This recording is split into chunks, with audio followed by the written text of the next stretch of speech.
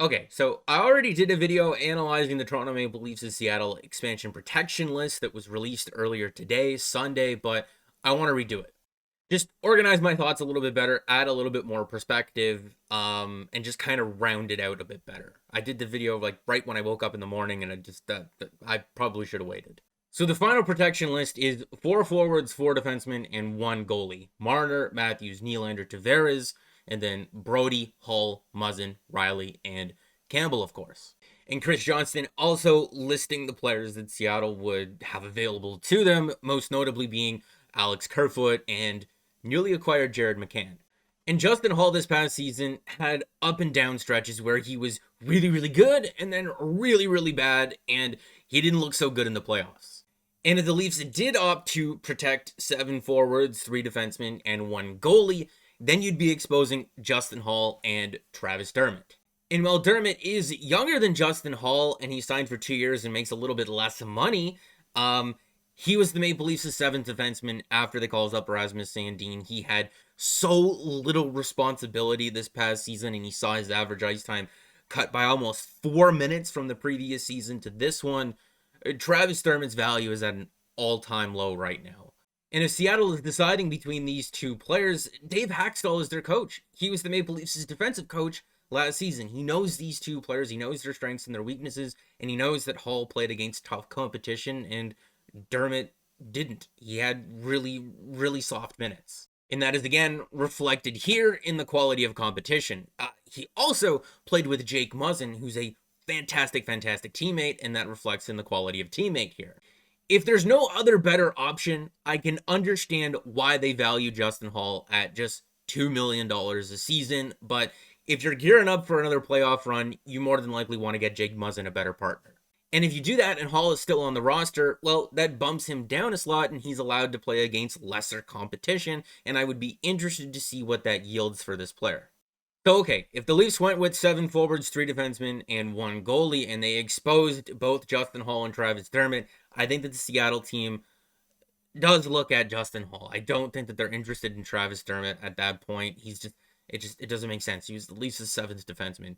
So if you're losing a guy like Justin Hall to protect both Kerfoot and McCann, really just Jared McCann, and Kerfoot too, he was a decent penalty killer this past season. What are you going to replace Justin Hall with? And I don't necessarily think it's fair to plug Timothy Liljegren into that role. I don't think it's fair to plug Travis Dermott into that role. Those guys would get eaten alive against the other team's best players. I want to see those guys get opportunities, but I don't want to see them absolutely killed. So if you're looking through UFA defensemen as to who would replace a guy like a Justin Hall, there's not really a huge number of guys here, and definitely not for the price that Justin Hall currently commands. Maybe a guy like Adam Larson, but he would be more expensive. Maybe a guy like Ian Cole on a value deal, but even him, not the greatest. A guy like David Savard would be more expensive. Nicholas Hjalmarsson is constantly injured. A guy like John Merrill, no, at the same time.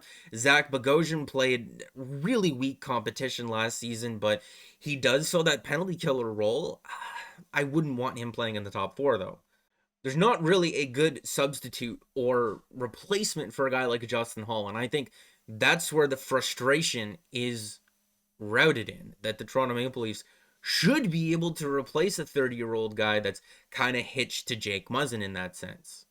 And while they do have younger defensemen in their system, they're just not necessarily ready right now. The 2015 and the 2016 drafts were just so underwhelming for the Toronto Maple Leafs, especially when it comes to defensemen. In 2017, they drafted Timothy Liljegren in the first round, and while I think that he is ready for an NHL role, like I said, I don't think that he's ready to step in and face that steep a competition. So while I'm not necessarily a fan of Justin Hall, I can, I guess, rationalize needing to find a way to protect him at a necessity.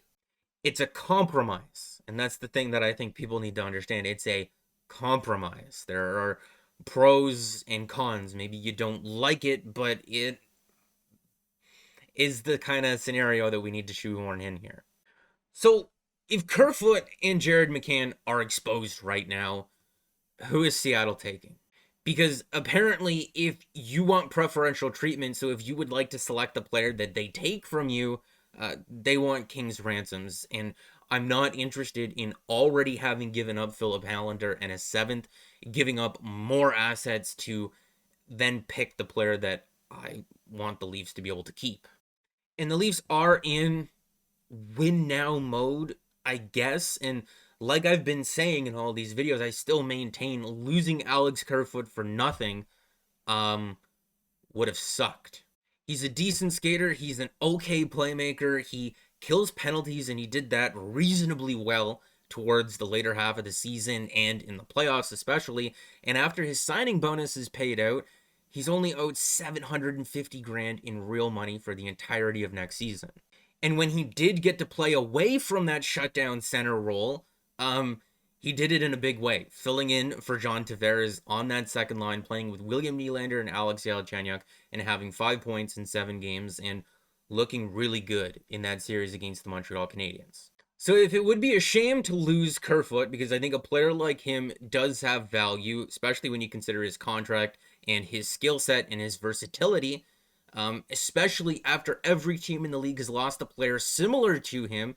And again, it's that contract. You pay out his signing bonus. He's only owed 750 grand in the NHL right now. That is absolutely huge for teams looking to save money who aren't necessarily going to be spending to the cap. And a point that a lot of people are making is that the Leafs have to lose somebody. And if they only gave up Hallander and a seventh for Jared McCann, and it ends up being Jared McCann, well then the Leafs, a team trying to win right now, didn't really lose a player that they had on their roster.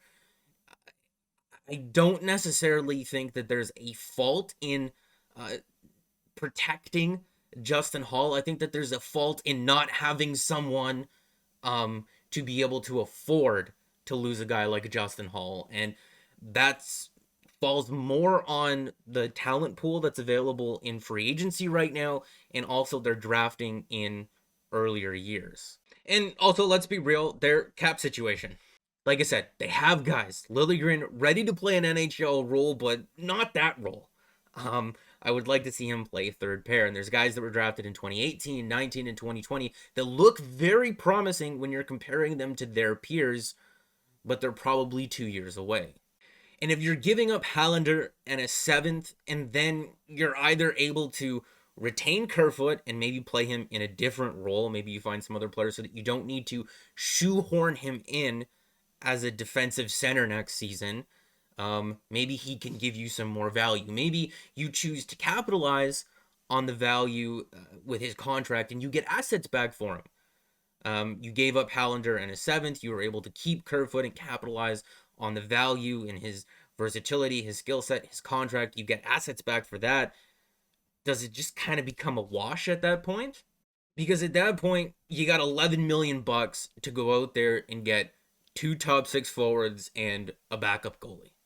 But there's a lot of rumors, and there was a lot of people saying leading up to the Seattle expansion draft that the Seattle Kraken really like Kerfoot. They're a fan of Kerfoot. They want to take Kerfoot. The Leafs are going to leave Kerfoot exposed. The Leafs are Kerfoot this, Kerfoot that. Is maybe the Seattle team just selects Kerfoot. It's the less likelier situation to play out, but at this point, if you're the Toronto Maple Leafs, you lose Alex Kerfoot for nothing, which is disappointing. But again, I don't think it's a fault of who they projected in the draft. I think it's just a lack of having anyone to replace Justin Holl, and that falls on, like I already said, the free agent pool and their drafting, especially in the early years, 2015, 2016 draft. I know that Seattle's rumored to be holding teams for ransom if you want preferential treatment, if you want to select the player that they take off of you. But maybe they like both of those players, right? They like Kerfoot, they like Jared McCann. Maybe they don't see too much of a difference between them, and they're a little bit more lenient for that. I know that that's wishful thinking, but it could be a possibility. I know a lot of people have mentioned that Travis Dermott at $1.5 million is a little bit too much, especially considering he was their 7th defenseman last season after they called up Rasmus Sandin. What if you gave them Dermott to select Kerfoot? Would that maybe be something that they would be interested in? But I do want to take a second to speak to the people who are excited that they acquired Jared McCann, because I understand, I get that.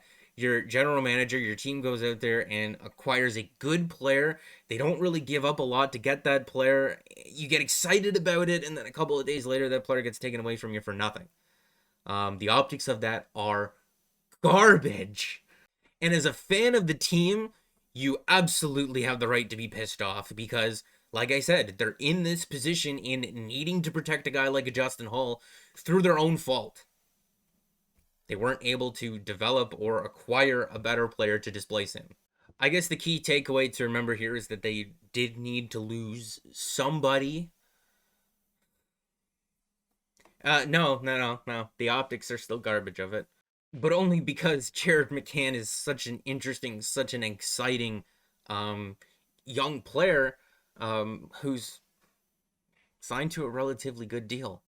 And he's better than Kerfoot. He can be one of those top six forwards. I think that Kerfoot has the tools to be a top six winger. He hasn't necessarily shown it in Toronto yet. There's been a lot of unfavorable things that have happened in his tenure as a Maple Leaf, where he had a concussion, he broke his jaw his first year here. The first half of the season was with Mike Babcock, and then he was shoehorned into being their shutdown center, which is definitely not what he is. But I don't know. It's just frustrating right now. Because if Wednesday's expansion draft comes and goes and they still do have Jared McCann on their team, this leaves them with $8.2 million to go out there and sign another top six forward and find a backup goalie. And for $8.2 million, you can definitely do that. You can even leave a little bit of a cushion on top of it so that it makes it easier to make trades in season afterwards and maybe acquire a better shutdown centerman than Pierre Engvall here. Hopefully this video is a little bit more concise. I don't think just because the first video was published that I can't go back and redo it. If I think that there's more relevant information and that I didn't do the best of jobs explaining something, I could admit that. I can go back and redo it. But trust me, even if there is some sort of sense to the madness, the optics of it are still garbage. So that's going to be it for this video, guys. Make sure to like the video if you did like it and subscribe for more because more is always on the way. And guys, remember, I'm going to be here a lot the next week and a half, 10, 11, 12 days. So make sure to get subscribed to the channel so you're not missing a thing. And I got no problem. If I was wrong, admitting it, if I missed something, going back and adding it. I think that I'm a lot more happier with this video than I am the first one that I did.